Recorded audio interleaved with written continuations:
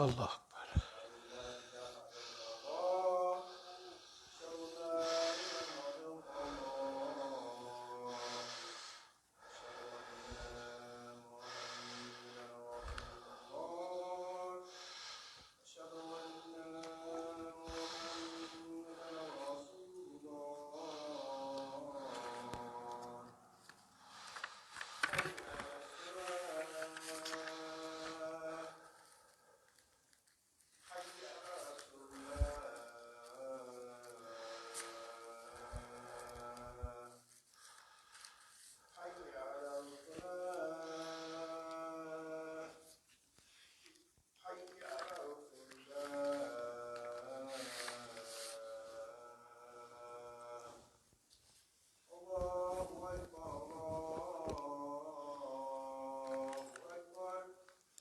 Allah.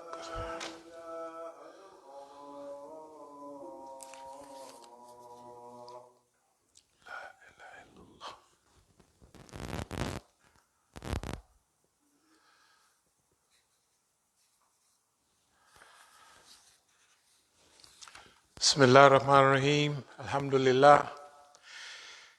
Alhamdulillah. Ahmaduhu wa asta'inuhu wa astadihi wa astaghfiruhu wa umminu bihi jalla wa ala wa la akfuruhu wa ashhadu wa la ilaha illallah wa ashhadu anna Muhammadan abduhu wa rasuluhu. Arsalahu bil huda wa din al-haq liyudhhiruhu ala din kullihi walau karihal mushrikun. All praise belongs to Allah. We praise Him, we seek His help, His assistance, and His guidance. We believe in Him and do not disbelieve in Him. I bear witness that there is no God but Allah, and Muhammad sallallahu alaihi wasallam is His servant and messenger. Allah sent him, that is Muhammad, with Deen al-Haq, the religion of truth, the way of truth. And this way of life, known as Islam, will rise to its proper position in this world, whether the mushriks like it or not. Bismillah ar-Rahman ar-Rahim. Inna Allaha yahmaru bil-adli wal-ihsani wa ita'i dhil-qurba wa yanha anil fashai wal-munkari wal-baghi ya'ithakum la'alakum tadhakkarun. Allah commands justice, the doing of good, and liberality to kith and kin. He forbids all shameful deeds and injustice and rebellion. He instructs you that you may receive admonition.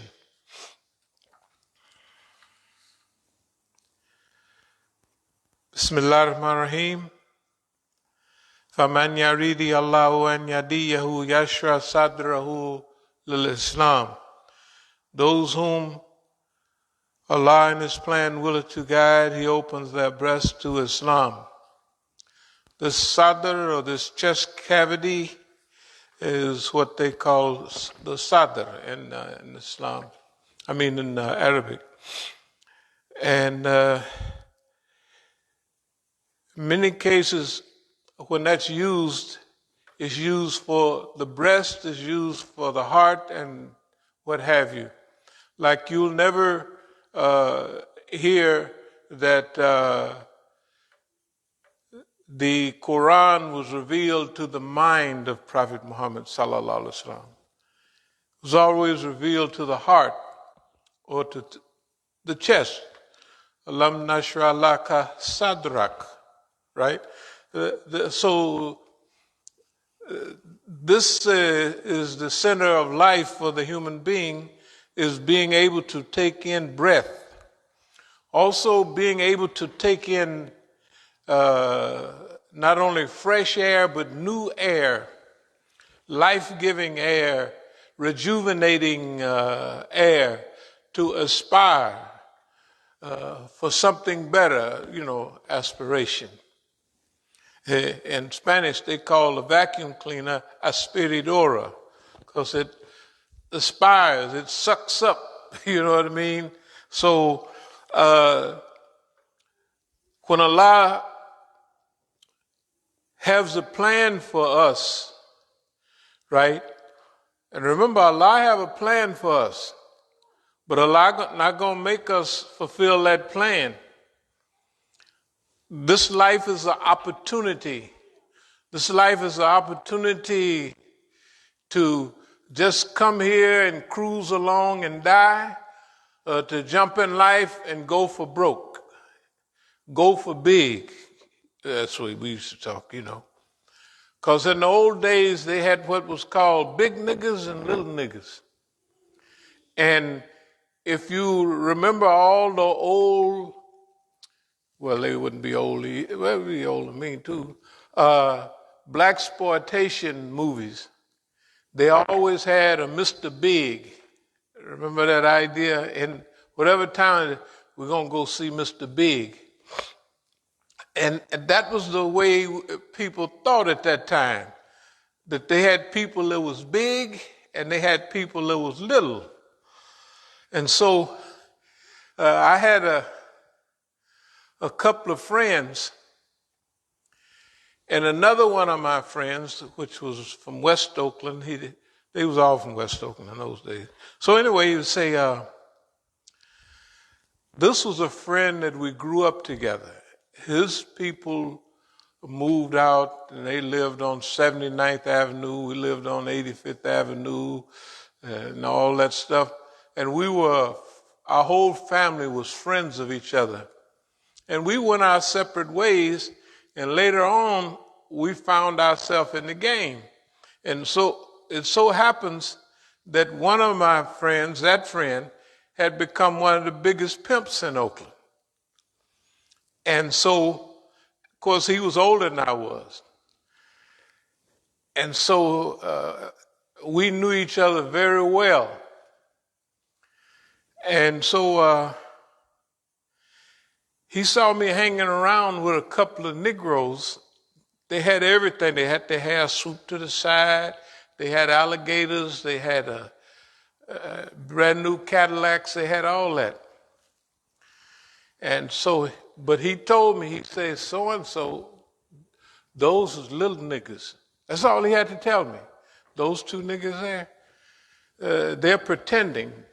They little niggas, And of course, I kind of picked it up, but him saying it just let me know that they're not fraudulent. They have Cadillacs and they have the new stuff like everybody else, but they little.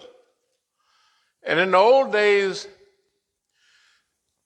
to be big was what anybody wanted to be. And to be little, that was terrible. If somebody said, that nigga there is little, that was terrible. But now we come into Islam, we come into this life we live in, we have a chance to be something, And then you look at what life is going on and you say, man, that what's happening there is big. But to be a part of that bigness, it's going to cost you different. You already been in the game and you done dealt with boss man, so if you get hooked up with that, it's going to cost you. Because you're going to be big. And you don't have no longevity contract or nothing like that. That means you may be here a few minutes or you may get a shot at getting old. But whatever you do, you get involved in that, you're going to either have to get super big, right, or you gone. And that's why with this thing, فَمَنْ يَرِيدِ اللَّهُ أَنْ يَهْدِيَهُ يَشْرَحْ صَدْرَهُ لِلْإِسْلَامِ. Those whom in Allah's plan He willeth to guide, He opens the sadr, the breast to Islam. And when that's opened up, you only got one way to go now. You only go for big. You're not attracted to teenage stuff. You're just not attracted to it. It don't make sense. It don't add up. And so you automatically go for big. Plus, maybe it was a part of your culture already. يا أيها الذين آمنوا اتقوا الله حق تقاته ولا تموتن إلا وأنتم مسلمون. Oh, you believe, fear Allah as he should be feared, and do not die except in the state of Islam. وَتَسِمُوا بِحَبْلِ اللَّهِ جَمِيعًا وَلَا تَفَرَّقُوا. And hold fast all together by the rope which Allah stretches out to you, and be not divided amongst yourselves. Kuntum khayra ummatin ukhrijat lil nasi ta'muruna bil ma'rufi wa tanhauna 'anil munkar wa tu'minuna billah. You're the best peoples ever raised up for mankind, enjoining what is right and forbidding what is wrong, and believing in Allah subhanahu wa ta'ala. Aqulu qawli hadha wa astaghfirullah li wa lakum.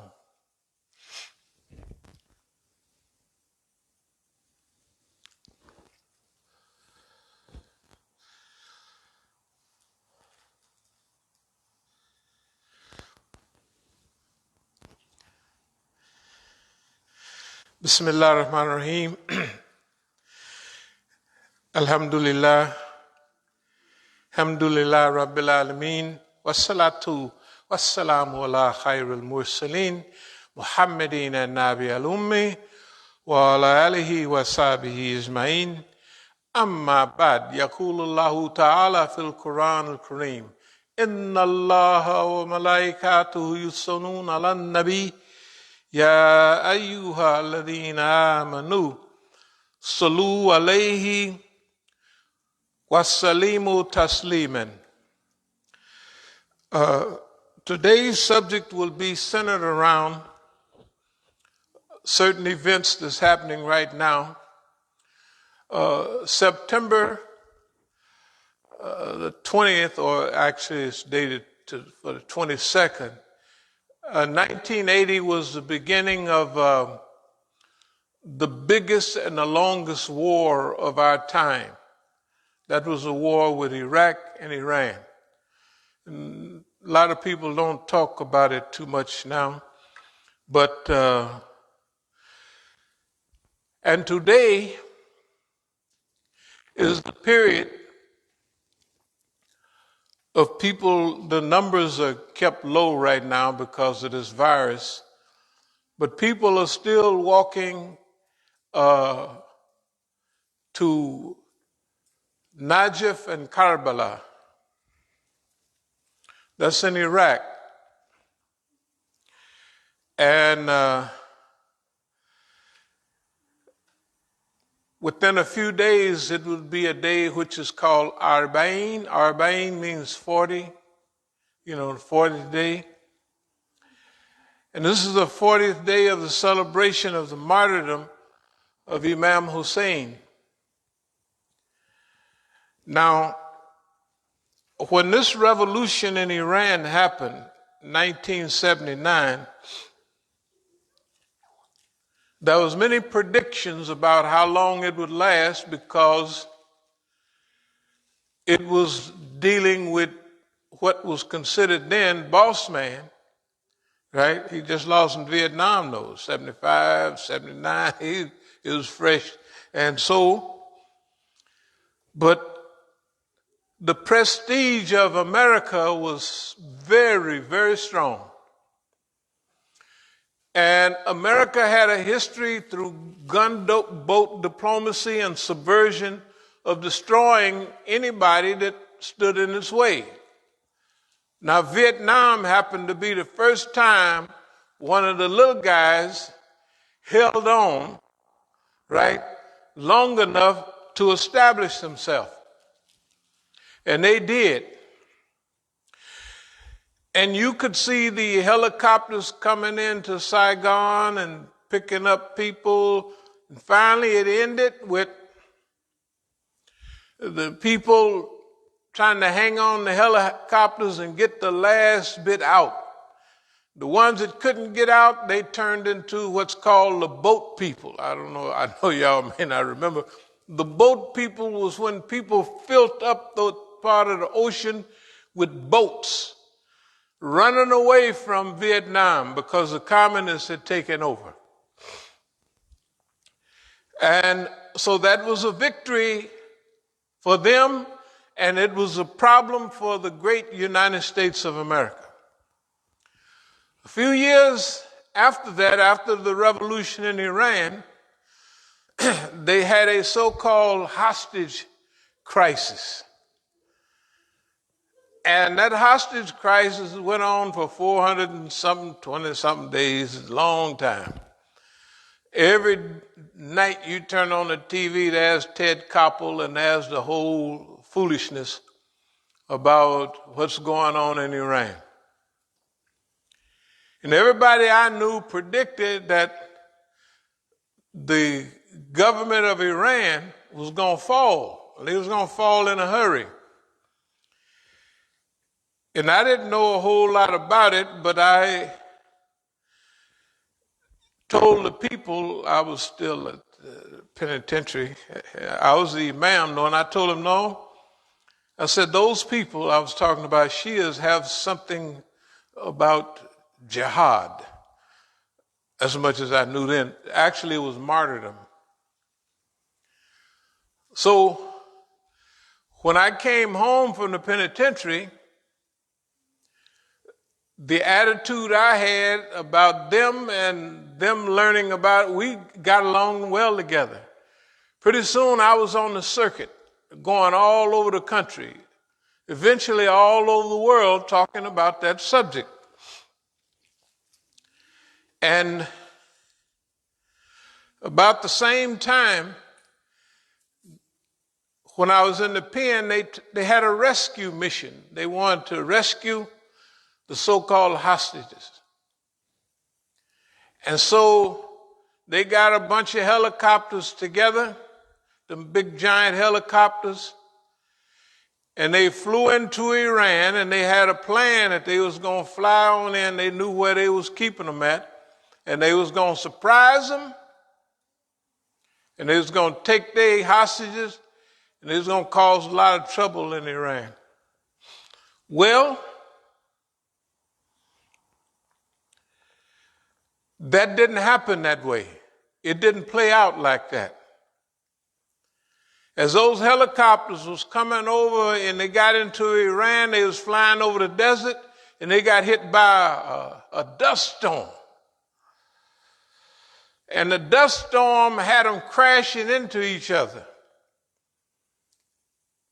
And nobody shot them down. They crashed into each other, all of them, and burned up.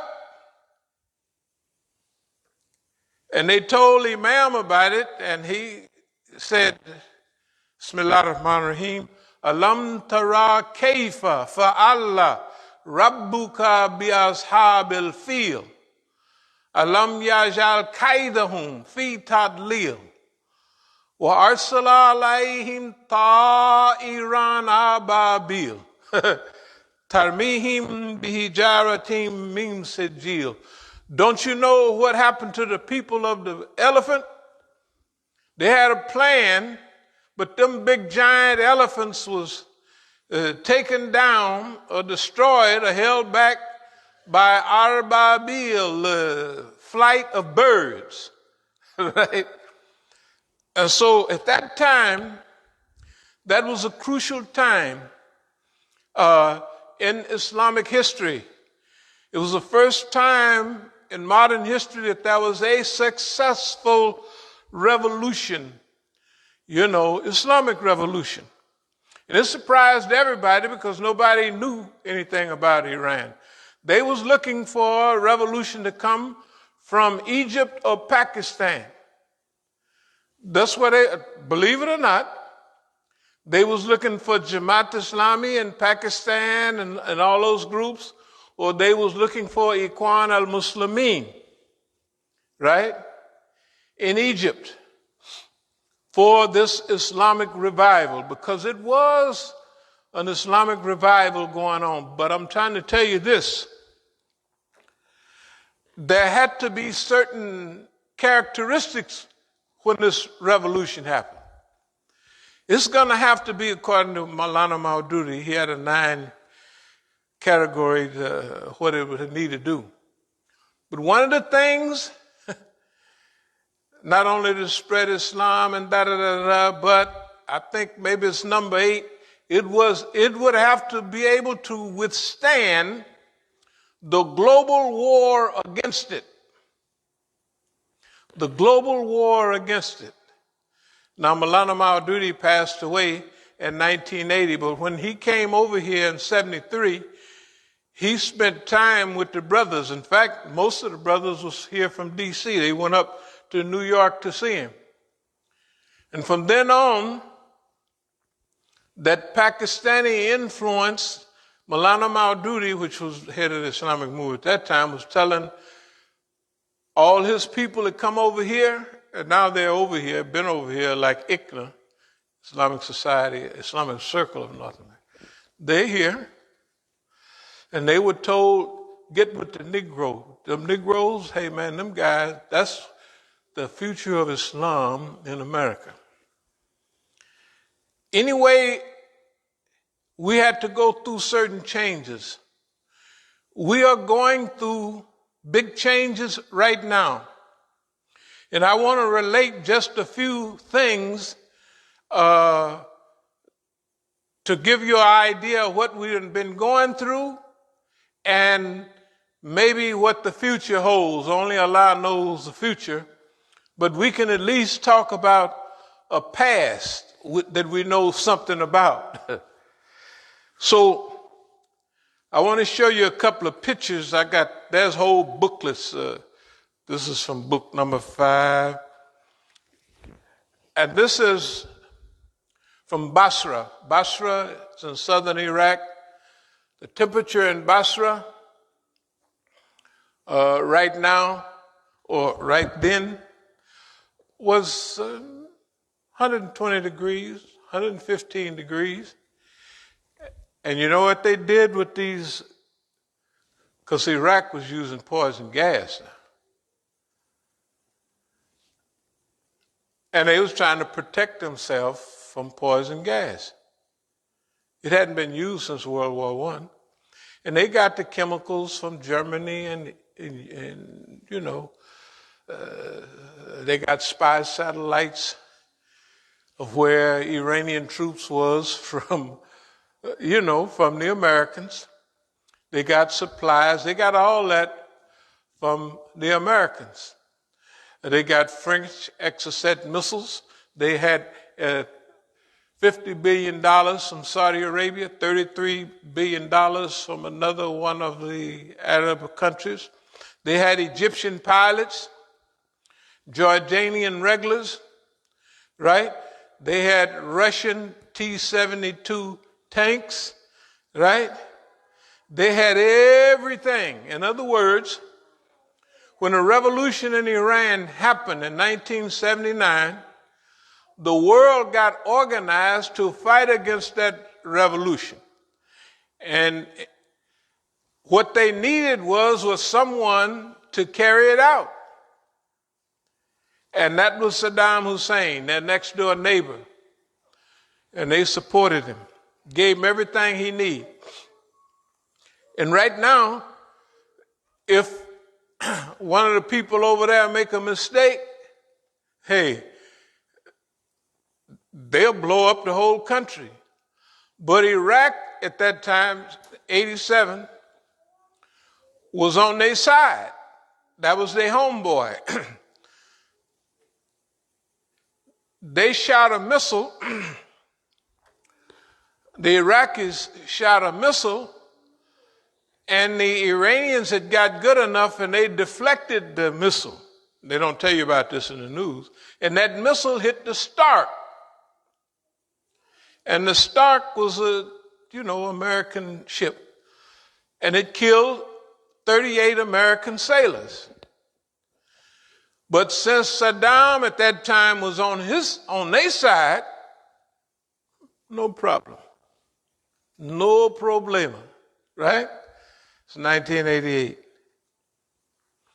87 or 88. Anyway, Imagine yourself, now I run with plastic, from here down, and it makes you sweat a whole lot, especially in the summer. Good God Almighty, in fact, you can't wear it sometimes. Imagine trying to wear in 120 degrees, 115 on average, which me and you can't stand, right, unless you was raised in Arizona or somewhere, right? Imagine just putting these uniforms on. Guess what they was doing? Taking them off, because it was harder keeping this on than the poison gas that was killing them. And they got all the poison gas, Iraq did, from the West. This is a picture of the Revolutionary Guards. You can see they ain't even have helmets or nothing. But this might have been besieged. Besieged is the volunteers. That means they get a little bit of training and they go out. And I was giving speeches all day, every day, all over the United States and outside of the United States on this cause. Because that's what, now, wasn't too many other people doing it, one or two. But they were hired by the Iranians. I was the only one doing it fi sabilillah, and because I believed in the cause. I didn't get no salary for doing it. But I was running around all to every university in the country talking about this. And Iran was taking so much attacks every day. They get a new president, they'd blow him up and kill him. They get a prime minister, they blow him up and kill him. Right? They get a whole new crew. This is like 80, 81, 82. They was wearing Iran every time it was a summertime period where they had a new president, a new prime minister, one after another. In one of the bombings, 72 people got martyred. Now, for Shias, 72 is a magic number, because there was 72 martyrs at Karbala. Now I start blending this stuff together. In the early part of Islamic history, when the Prophet ﷺ passed away, then they had Abu Bakr, they had Umar, as the Caliph. Then the period of Uthman, Uthman was assassinated. And then it comes the time of Ali. And when Ali, the fourth Caliph, he was the first Imam of the Shias. And eventually he achieved martyrdom. He had two sons, Hassan and Hussein. Hassan made a treaty type with the criminal element. And then they poisoned him. Actually, they had his wife poison him. So don't never sit up and say, that's the brother's wife, so she got to be all right. It's different than that in Islam. If you want to suspect somebody, well, anyway, so don't worry about that. Let me tell you. Then they had the other son, Hussein. Hussein, right now, they're going to Karbala and Najaf, and they're going to celebrate. Now, this year is not too many people. But before, for Arba'in, like 2-3 years ago, y'all remember the numbers, 25 million, so, right? Some was talking about 30 million and all of that. Whatever it was packed with people. Why that was important to me was because some of the brothers in the old days, in the 80s and what have you, was hinting, why don't you African Americans have some religious remembrance programs like that? Like we have. Because they were telling me that those remembrance programs is one of the catalysts for the revolution, right? You would have a terrible event, and then everybody would celebrate that. Then 40 days later, you would have another Arbain of whatever martyrdom and whatever. So in Iran, what happened before, about the Shah's time, they kept having one set of martyrdoms and killings after another. And then in another 40 days after that, so Iran became just fired up, juiced up. At the time of the revolution, Imam Khomeini gave a fatwa. He says it's haram to stay in your house today. In other words, everybody got to get out and demonstrate, and they did. And they brought the Shah down. That was probably the last people's revolution in modern times. Maybe they might have one somewhere, but technology is too sophisticated now for people to mass all those people right under the eye of Shaitan Bazur, the big Satan. Let me speed up. What happened was the people came out by the hundreds of thousands, and all during the war, everybody was on the side of Iraq. Nobody was on the side of Iran. And there was only one neutral country in the Arab world, and that was Syria. Syria did not fight against Iran, but everybody else did. Even though Syria is a Ba'ath party, just like Iraq was, they didn't fight against them. Right now, today, Syria is an ally of Iran. And we're going to get back to that in a minute. But we're in a period right now where the world is going through a serious transition. It's happening very fast. When that transition comes, or it builds up over decades, maybe hundreds of years, but when it start coming to a peak, things start happening fast. That's where we are right now. Things are happening very fast.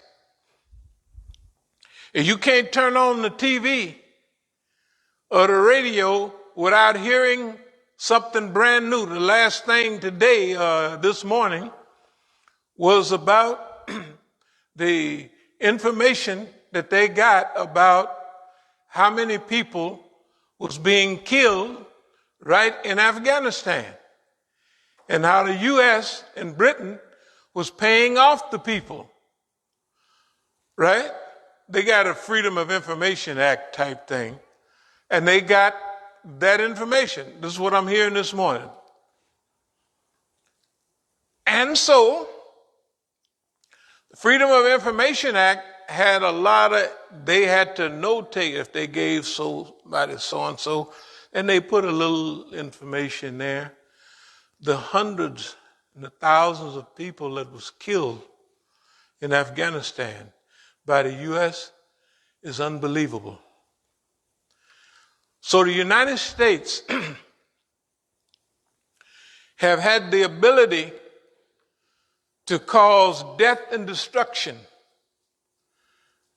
all over the world, especially in the Muslim world. It has the power and the ability to disunite people. But it does not have the power to collect people together for good and to rebuild the people or to enhance the goodness of the people.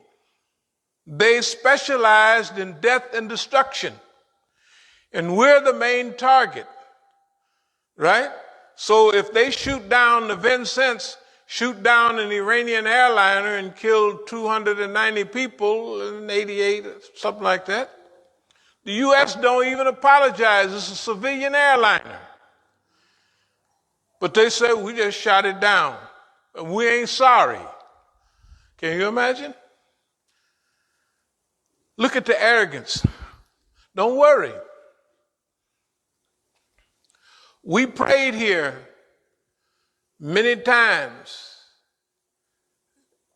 And our main prayer was, oh Allah, make a fool out of boss man. Make fun of boss man. Discombobulate, dismember. Make a fool out of boss. Make boss man a laughing stock of the world. Is that what we was right here saying? Yes, it was. I'm telling you. Y'all remember. That's what we always say. We didn't never say, blow up America, destroy America. Well, we ain't going to ask for nothing like that, actually, because our aunties and uncles and everybody else is right here, right?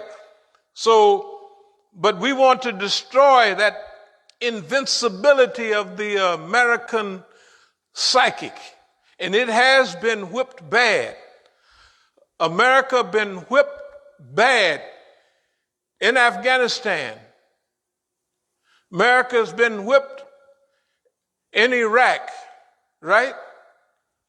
The American forces, no matter how much weapon they have, if it's in Yemen, the poorest Arab country in the world, fighting the richest Arab country in the world to get weapons from everybody in the West, right?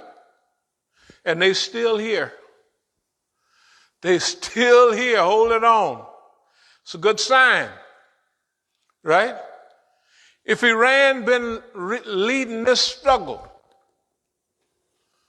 through wars, being on front page every day, being marked off for destruction economically, socially, been cut off and isolated, embargoed, right? In every which way. And that country is making more progress than anybody in the region right now. If everybody else is buying technology, spending all their resources buying technology from America and from Zionists and from all of those people, right? Iran has become number 3 or 4, maybe 5 in drone technology all over the world. Yes, it has. So Iran got so good, it's been over 10 years ago, but they sent one of them big bad drones over in that area, and Iran just stole it from them. And the Americans said it crashed, but Iranian TV was showing the scenes where it was landing. They had it landing, you know. And then they re-engineered that bad boy. Re-engineered just means that they just took it apart and put a mark on it. This is part number 1. Took part off, part number 2, laid it all out. Then they reproduced all of those parts, right? And they laid them all out and reassembled those parts. That put them way out in front in drones, and now, it's only last year, they shoot down one of the biggest, baddest American spy ships, whatever it was, right? And America couldn't do nothing about it, right? It shot it down. The point I'm making is, no matter what they did to our people, I say our people because we with them. We've been with them. Ain't no sense of pretending like that don't mean you with them. I'm telling you, I'm with them. That's what I'm about. And been about it.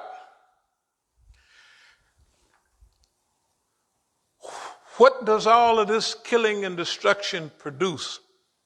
At one time, they was hitting Iran so hard that they had a saying, every place is Karbala, right? And every day is Ashura. Ashura is when Imam Hussein was right here. And the sounds that even the students gave off here was a sound of stability. We're going to make it.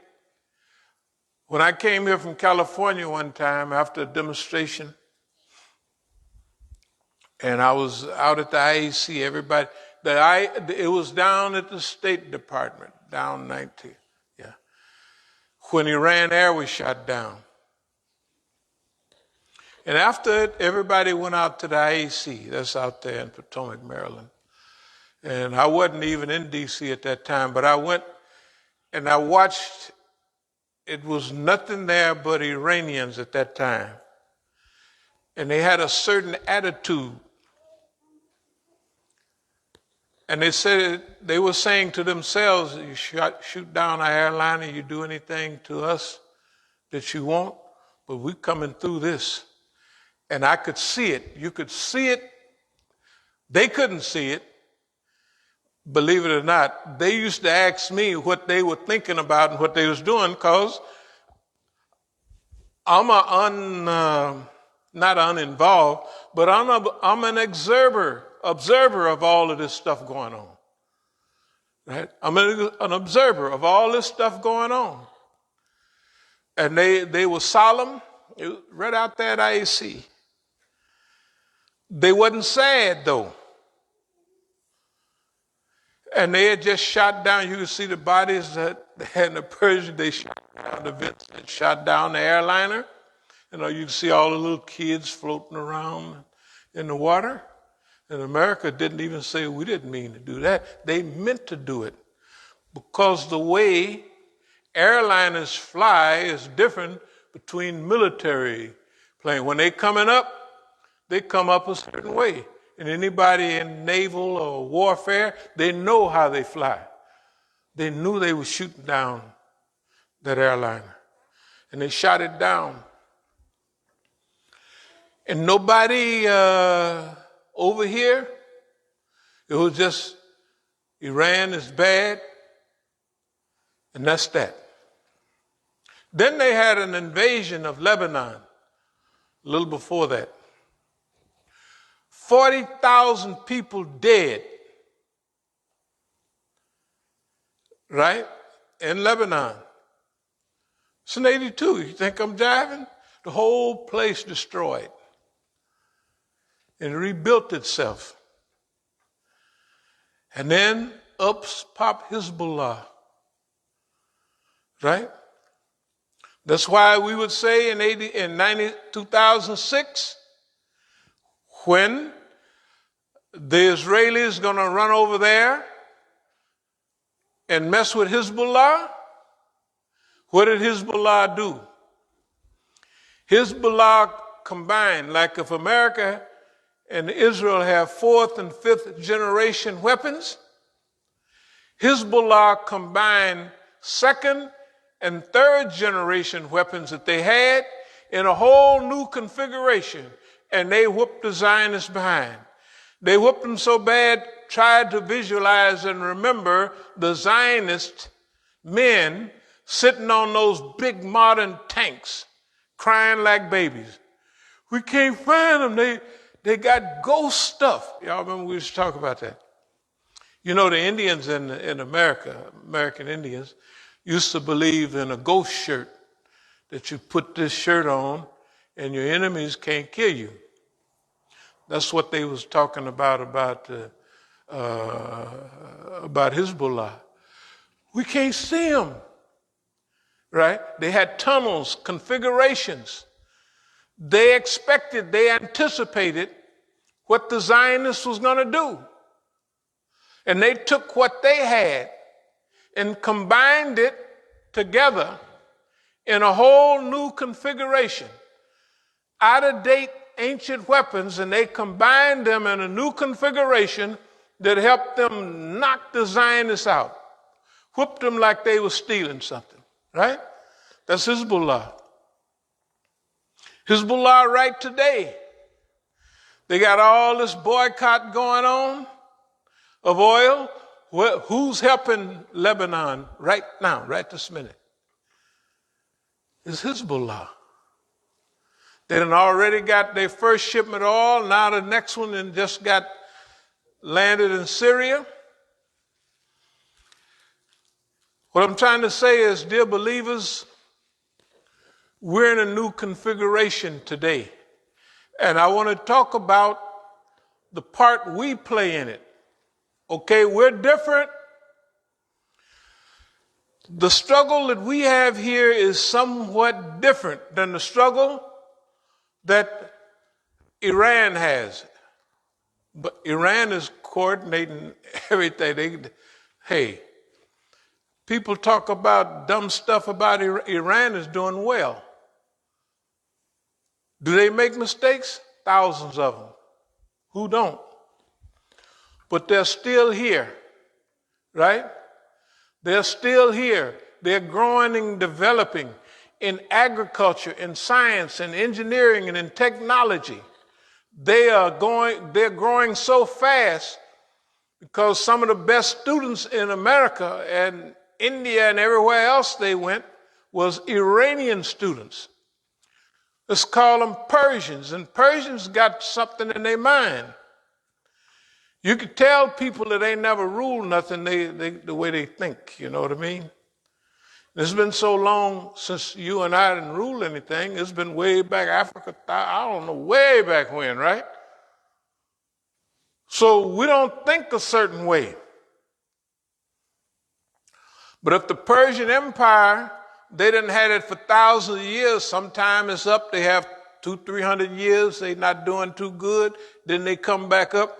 This has been happening. Remember biblical times? The handwriting on the wall, min tickle parisan or something like that, weighed and measured. That's from the Bible days, and that's in Iran. Remember Daniel in the lion's den? Shadrach, Meshach, and Abednego? That's in Iran. That's when they passed the law. We don't want y'all praying your old stuff, and we're going to give you some new names. It's like the American, Johnny, Jimmy, you know, right? And they took their Jewish names and called them po' boys Shadrach, Meshach, and Abednego, right? Now, all of y'all old Bible reading Negroes, you remember Shadrach, Meshach, Abednego. We all remember them. But there was a story behind all of these things. They were in Persia. In 586 BC, when the Persians attacked Jerusalem, they brought Jews back, right, to Iran. You got Jews been in Iran now for 3,000 years, something like that, right? It's been a long time. They've been there. And guess what? They support the government. A few of them are run off to the Zionist state, but they got it good in Iran. They got to have it good. If they've been there that long and ain't nothing happened to them, right? And they live in Jewish communities and they got synagogues and all of that. So anyway, now look at it like this.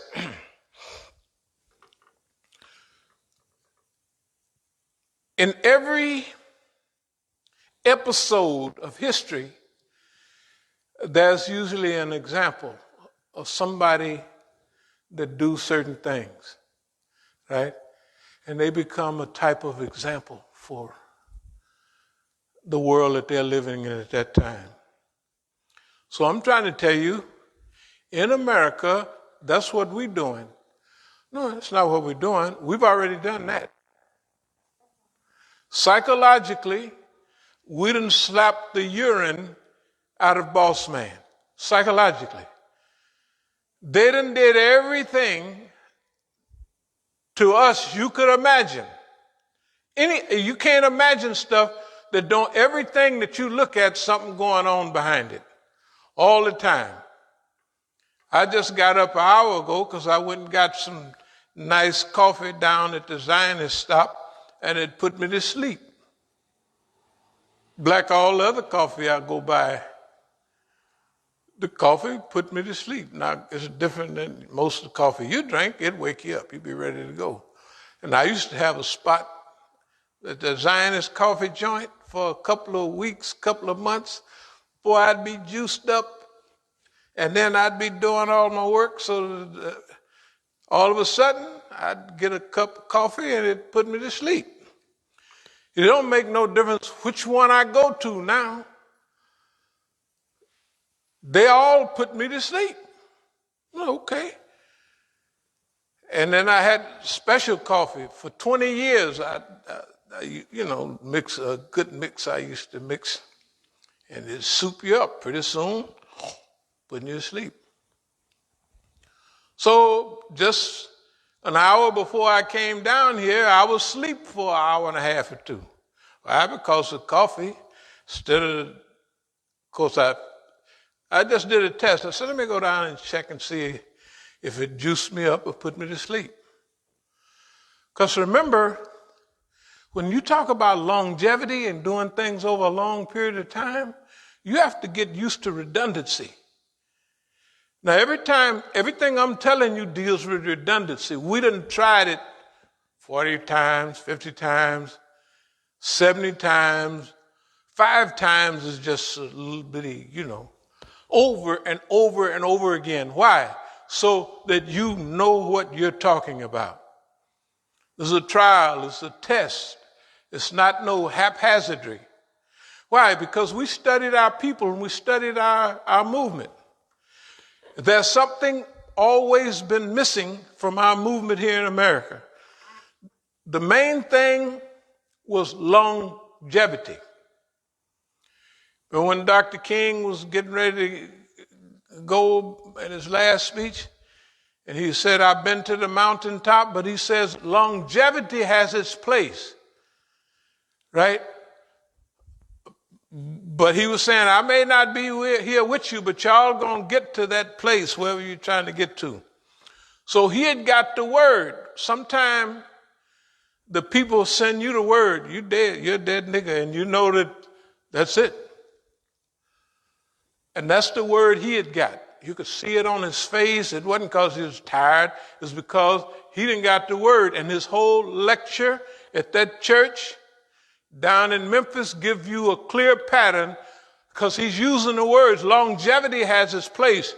Everybody want to live a long time, but I've already seen this whole thing, and I have a feeling of how it's going to come out, right? And Malcolm said when him and King met, he said, he called Dr. King, poor fella, he called him a glorious fool. But he also said, one thing about me and you, we dead men. This is what Malcolm told him. This was 3 years before before King got assassinated. One was assassinated in 65, the other in 68. Evidently, that was not the time for the rebellion to take shape. I believe that time is now. And I believe that its orientation is Islamic. And I believe that the people involved will have to be and have been over a long period of time. Remember, we called it recorders, archivists, chroniclers, right? Y'all remember them words? That's what we've been doing all of this time. We have been doing it and we have been living it all of this time. So when we look at the world, we look at it as though we have a certain job. The people in Yemen, hey man, cholera, all of that stuff, that's what they have to deal with. If you look at Iran, they haven't had a day's rest in I don't know how long. Okay. If you look at Syria, y'all ever see pictures? The whole place destroyed. Have you seen Iraq? It's destroyed. They just destroyed the whole place. America has destroyed our whole areas. Whole countries just laid waste. And then they leave. Right? And then they leave like, oh, okay, see y'all later. Iraq was the most impressive or progressive country in the Arab world. They printed books, so they wrote them in Egypt, as they used to say. They printed them in Lebanon, and they read them in Iraq. That's what, Iraq was during the late 70s, it was big time. It was the most progressive, well-educated, well-structured society in that part of the world, right? Under the Ba'ath Party. But they bit the bait. The U.S. told them, you attack them Iranians, and they did. This is the period. It was September 22nd, 1980, when they attacked. Nobody gave Iran the shit. They're not going to make it. They can't. Everybody's against them. And it didn't look like they would. But we had a different idea. And we told the brothers who was here, y'all going to make it. Y'all going to make it, and you're going to make it big time. And after that, you're going to become an example of what a revolution is, right? And you're going to establish a kind of economy in the backbone of society. And that's what's been happening. Don't get me wrong. I'm not saying Iran is a perfect place, but if you can stand up to boss man by yourself for decades, and then you help Syria, right? Then you help Lebanon, right? Look at Lebanon now. This is a second shipment. First they send the oil to Syria, get it hooked up, and then they drive it right on into Lebanon. Isn't that right? That's happening today. Who's doing it? Hezbollah is doing it. The party of God, right? What I'm trying to tell you is everybody that's with us or we're with them is holding on. And just like they're holding on overseas, with all that pressure on them, right? With all those people dying, we're holding on right here. We're doing our part right here, equal to theirs, but we got it different. Here we're totally surrounded. Some of the Iranian brothers that go back, they become TV commentators. Sometimes we used to be on at the same time. They said Imam Musa is saying that in America. We're saying it because when they was over here, they didn't say that. They felt it, but they didn't say it because they had to finish, get their PhD, whatever, and get on back home. And now they big time. They big shots back there.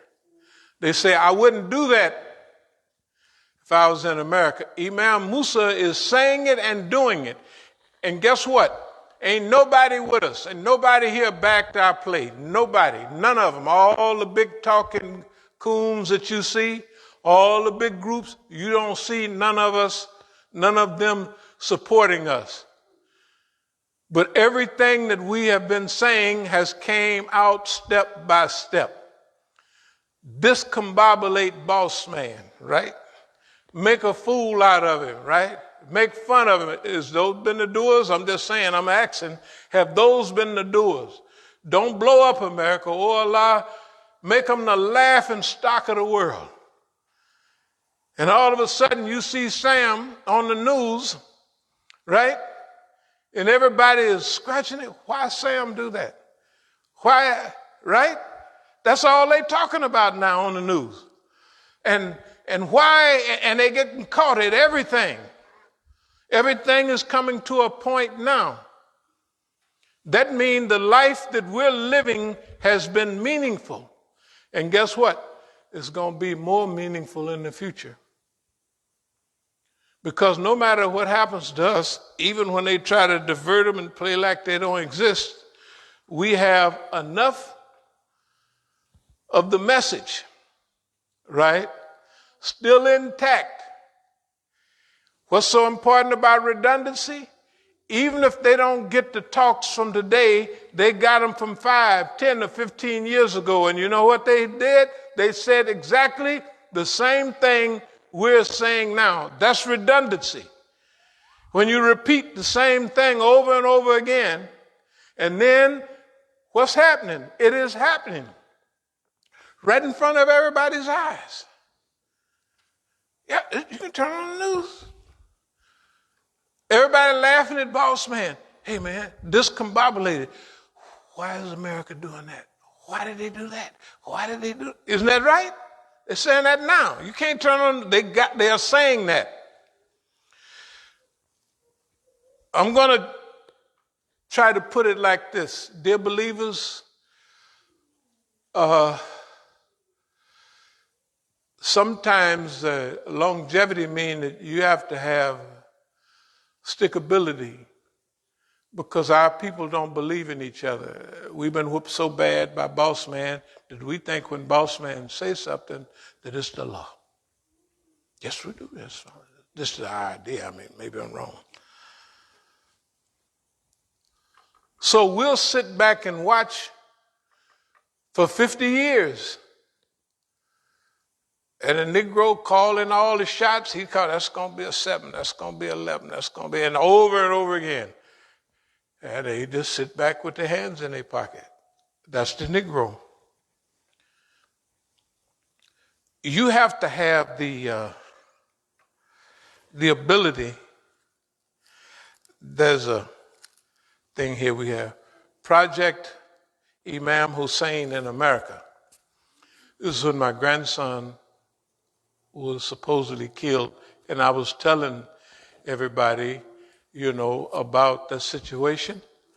And they just put their hands in their pockets, I'm talking about the Shias. See, because we put our life on the line for them. By the time the good ones was all gone back home and the coons was here, they got coon Iranians. Yes, they do. They got coon Iranians. They got coons that like, who's that little white lady, Medea Benjamin. One of the big ministers. He wanted to go to a big conference they was having amongst the revolutionaries in Syria, not long ago. And they told him, you stay there, one of the big ministers, you stay here and take care of your white folks' friends.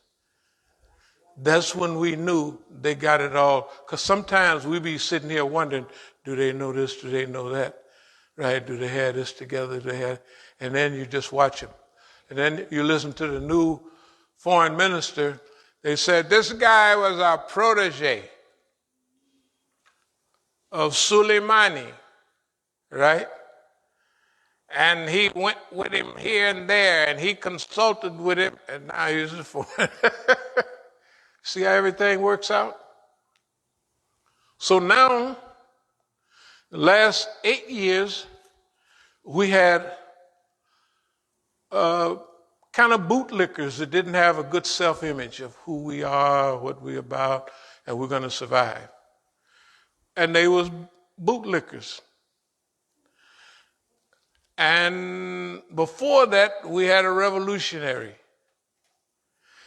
Now, the revolutionary is like a personal friend of mine when he was president. And he still is. I went to visit him and hang out with him for a while. And so I said, well, we want you to go on and run again. He said, well, we'll see, But this time they didn't let him run. and that was good.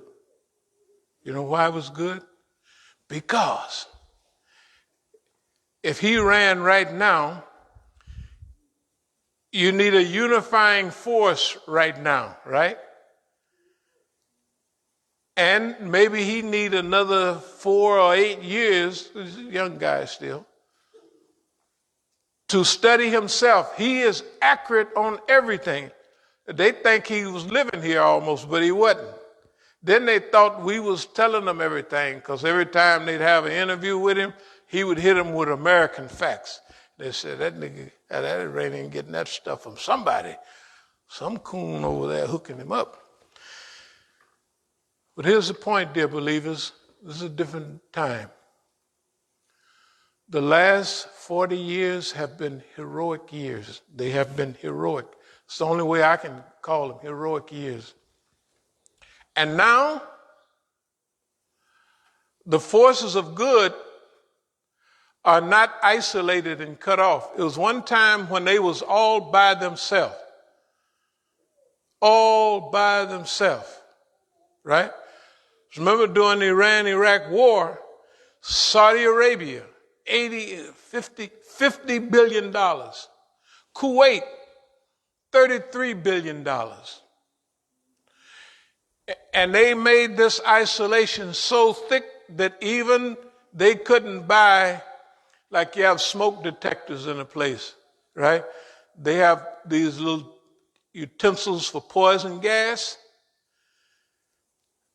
And Iraq was using poison gas. They couldn't even buy those from Yugoslavia at that time and other places. But they held on. I'm telling you now, so you understand, we're right now in a transition. It's clear as a bell. We're in that transition right now. And all of those people, whether it's Yemen that was brutalized by Saudi Arabia, right? We see it on TV, but they're holding on. Something's going on, right? Lebanon been surrounded and hooked up and got criminals leading them and all of that. And finally, now they got a breakthrough. Right? They got a breakthrough. Some of the friends in one place is helping them. And it's not that they're doing it for credit from the Lebanese people, but the Lebanese government have lost credibility. And now another shadow government. It ain't even a shadow anymore. It's clear as a bell. The point I'm making is we're living in a new world right now. And we're going to play a part in that. We have been. We're not these bootlicking Negroes in ISNA and ICNA and all of that won't tell the truth. See, you can turn on the news right now and see what we've been telling everybody is the truth. And we've been doing our part. And what is our part? Here in America, you ain't got nothing, nigga. What you talking about? Well, yes, we do. You have to study your enemy. All this little stuff, it don't mean nothing to you. Don't mean a thing to you. Who's a real terrorist? This is the Devil's Triangle. This is from 89. Racism, apartheid, Zionism, the triangle of terror. This is what we call it, right? So what I'm telling you is that everything that we should be doing, we are doing. Everything within our reach, we're doing it with expertise. And we said we was going to do it from the very beginning. We're going to archive these boys, right? We're going to chronicleize them. We're going to historicize them, right? In other words, we're going to study them. That's what we've been doing. That's what we've been talking about. That's what we've done. And right now, the world is in a place that if you love Boss Man is a laughing stock of the world. They just laughing at him so hard, it's a shame. He can't do nothing right. If you think getting on the planes and trying to fly away and they getting run over was big, If you think them pushing the button and killing 7 children and 3 other of their own people is work for the American. Hey, man, here's what I'm trying to tell you. When things go bad, they're going bad. Things are bad for Sam. Things are bad for your master, the United States of America, right? And there's a whole shift going on today. The Yemenis have survived, right? So remember we talked about people survive a certain amount of time, they get a way to help each other. All of a sudden, they got the ships coming from Iran to Syria, and then they go right across the border to Lebanon. Isn't that right? And that's Hezbollah. What did we say a few weeks ago? We talked about the Berlin airlift, that eventually that they'll be, we call them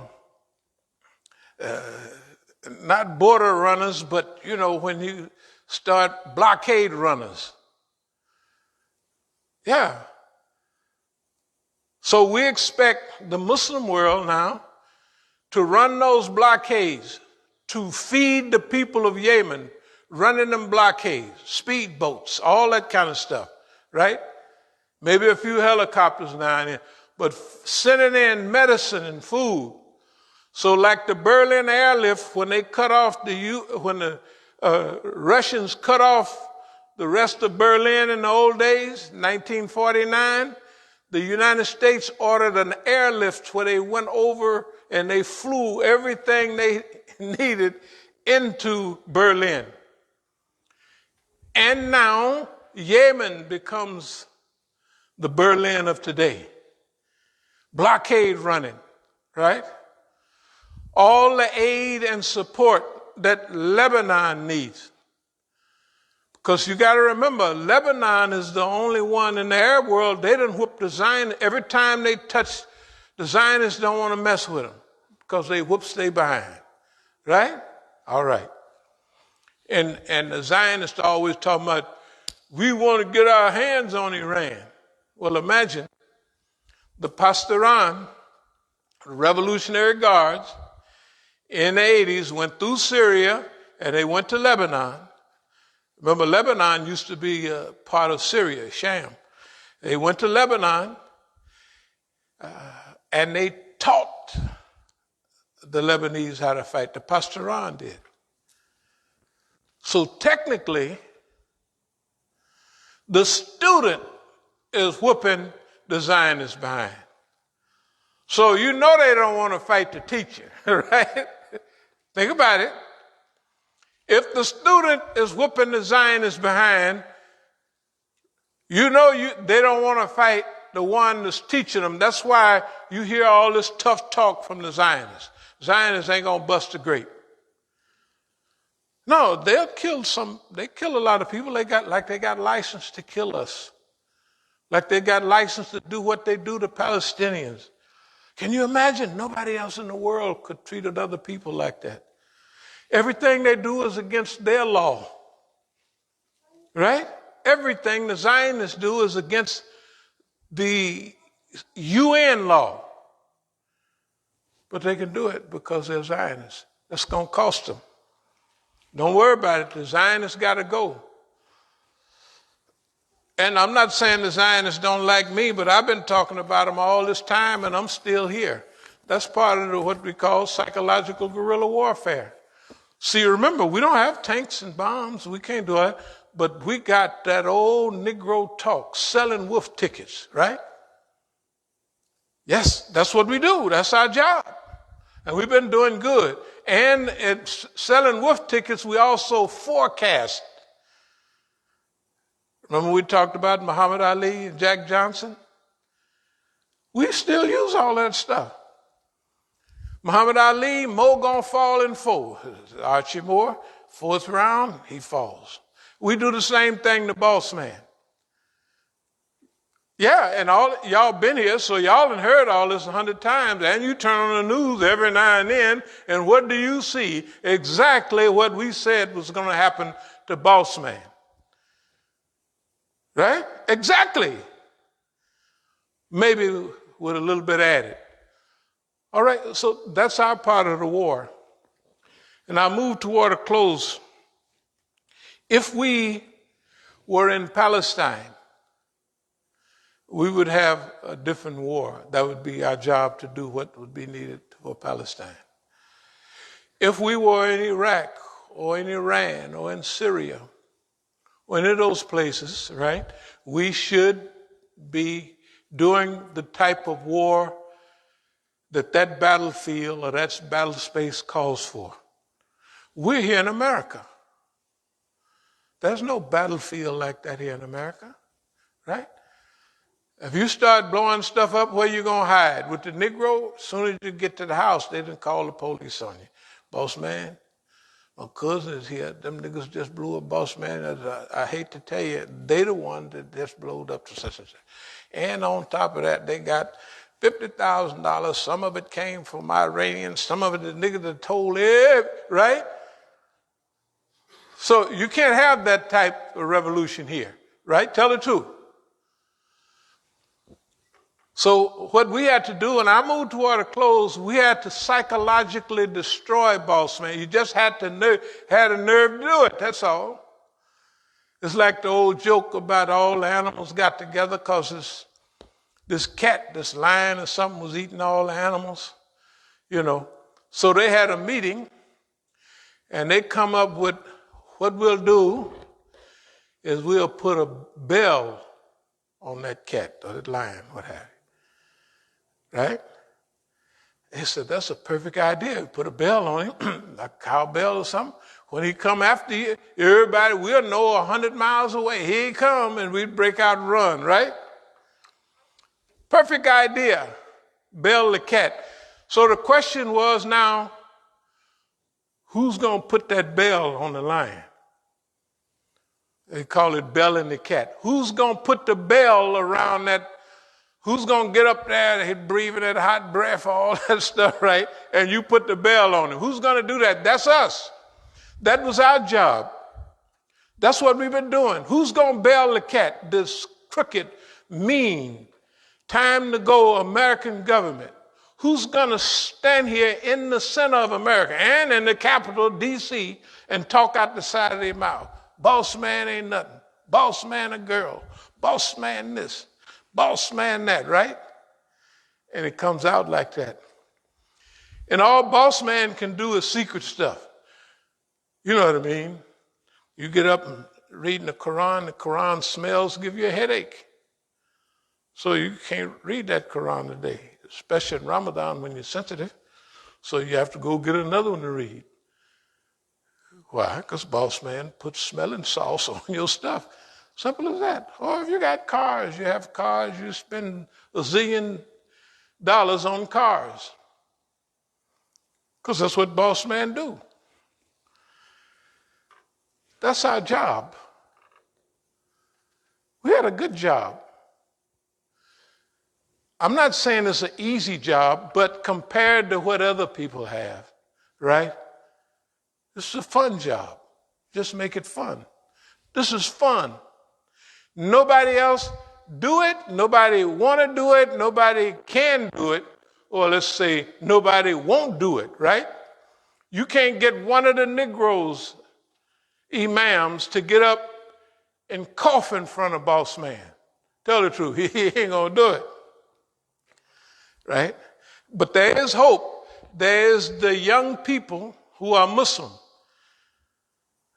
The children of the people that came here. People that come here so glad to be here, they ain't going to say nothing. They're going to drive their cab, get their job, buy a business. They're going to send money back home. That's what they came here for. But their children are born here in America, right? The kids that are in college now that are Muslim, what are they saying? They're different than just 5 years ago. Why? They're born in America. Hey, what are you messing with us for? You ain't got no right to do that. Their parents wouldn't say it. Their parents duck. Good God Almighty, I don't want to talk that way to boss man. Why, he'll send me back home or something. right? But they're kids, right? So those kids in a few years, they'll be right in here, maybe a few months. We'll be right back on the road with them. Yeah, because that's the time. So the message is the same old message. 95% of ability is stickability, the ability to hold on. Remember, we never had the opportunity here in America that our brothers had overseas in China and other places. When they had a revolution or rebellion, they had years to interact. And they could hide in the bushes. They could hide in Sierra Madres, like in Cuba, right? And all of that. You can't hide nowhere over here.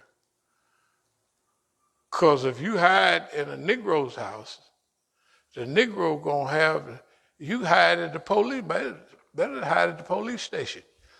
Tell the truth. I mean, this is just a reality, right? So what we had to do here was, we ain't gonna hide. We coming out in the open, we gonna talk trash, because this is how you discombobulate your people. Why? He loves to be respected, right? And we disrespect him. Sucker, you ain't nothing talking that mess. You know, I do this, blah, blah, blah, blah. Well, of course you don't have the power to do nothing, but boy, that mouth make him mad. It make him mad, and he stay mad. But when you get mad, you start punching all wild and stuff, right? You think you're throwing them right to the gut, right to the head, but you're throwing them wild. And plus, the people that's doing it to you can anticipate what you're going to do. So what we're fighting here, we're fighting boss man the way he need to be fought, not the way they think we ought to fight it. We're not going to get lost in other revolutions and strategies. The people would bring revolutionary books and set them down. They're beautiful books on strategy, the whole history of rebellions. I mean, from Greek times up to now, to the Vietnam War. And we read that. I said, man, it's a good book.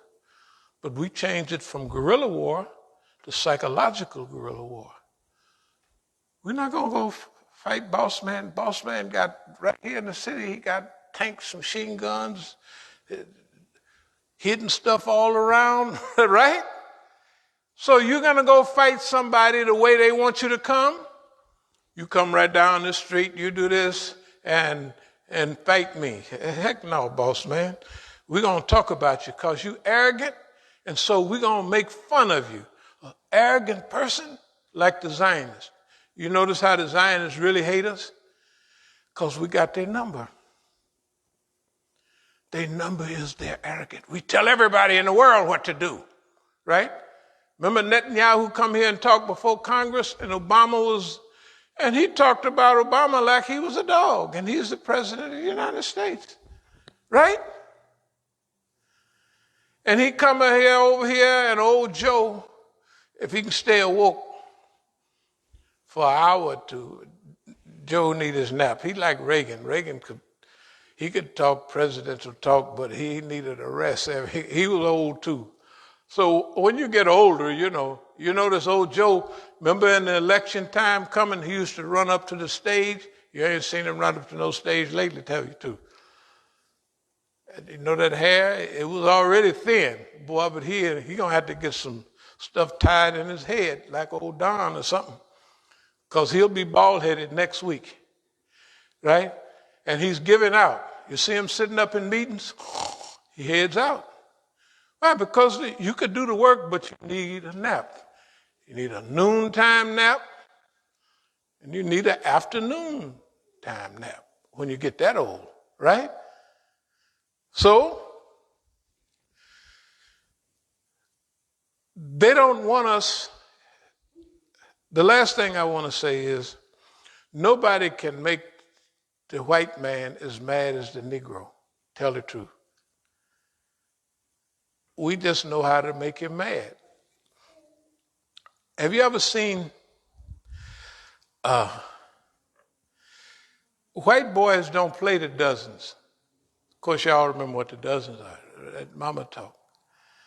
I remember I was watching a movie about the people over in Virginia, the young brothers that was playing ball real good. And they had one scene where the Negro is playing the dozens with one of the star white boys, and the white boy not used to it. So the other white boy came up to him and said, man, I got your mama on my back. Because this white boy knew what playing the dozens was. But the other white boy is like when I was 12 years old and I first went to the pen, the little white boys, if you talked about their mama, that's when I realized, they were trying to break out of the cell. That's my mama. And you couldn't do that, right? If you play in the dozens and you start hollering, you lose. Right? You just have to come back. Everybody loved their mother. Well, one of our singers said, nobody loves me but my mother, but she might be jiving too. That's B.B. King, I think. You never know. Anyway, playing the dozens is something that we grew up doing. So when you fight a war, you use the things that God gives you. Like David used the sling to kill Goliath, right? Because he used it all the time to run lions away. In that time, lions was up in the Middle East and everywhere. Right? That's what he did. We use what Allah give us here. It don't make no difference what other people think. We're still here and we're alive. And we got our first set of writings and ready to come out with our second set. We haven't even published. We got them printed up. But our first set of writings on what to do, we haven't even put them out. We're going to put out the second section later, right?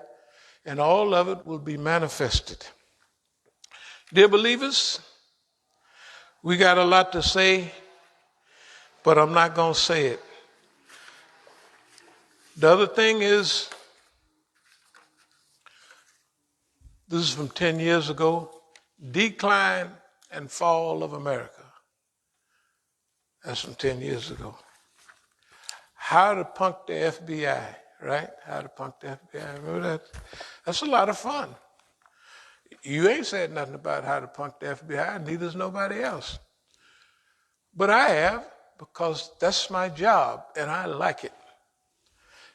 And I'm over 70 years, I'm almost 76 years old. I'll be 80 years old in a little while. What I need to be around for longevity, I haven't been here longer than anybody else. All the other people from my time is dead or crazy. And they're not standing up. Tell the truth. All the people from the Black Panther days, the Big Hustler days, they all gone. They all gone. So it's just like I get a chance to be the star of my own show. We're going to call it the Imam Musa show. That's what we're going to call it, yes. What's on today, Imam Musa? It's going to be like Saturday Night Live or something. Yeah, you know. Except the fall guy is Boss Man. Yeah, we're going to high side on Boss Man. And we're going to try not to hurt his feelings. But we're going to sure mess up his future role. So we thank you very much for being patient enough to listen. You got to have courage to listen to this stuff, because other people, you don't see nobody coming by. They've taught, stay away from that masjid. Don't go there, right? You want to keep your visa, you better stay away from over there, right? You want to keep your little handouts that you're getting, you better stay away from over there. Masjid al-Islam, that Imam Musa talking that bop. Oh Allah, we seek thy refuge from anxiety and grief. We seek thy refuge from lack of strength and laziness. We seek thy refuge from cowardice and niggardliness. We seek thy refuge from being overpowered by debt and the oppression of men. O Allah, suffice us with what is lawful. Keep from us what is prohibited. With thy grace, make us free from want of what is besides. Ameen. He cometh to salam.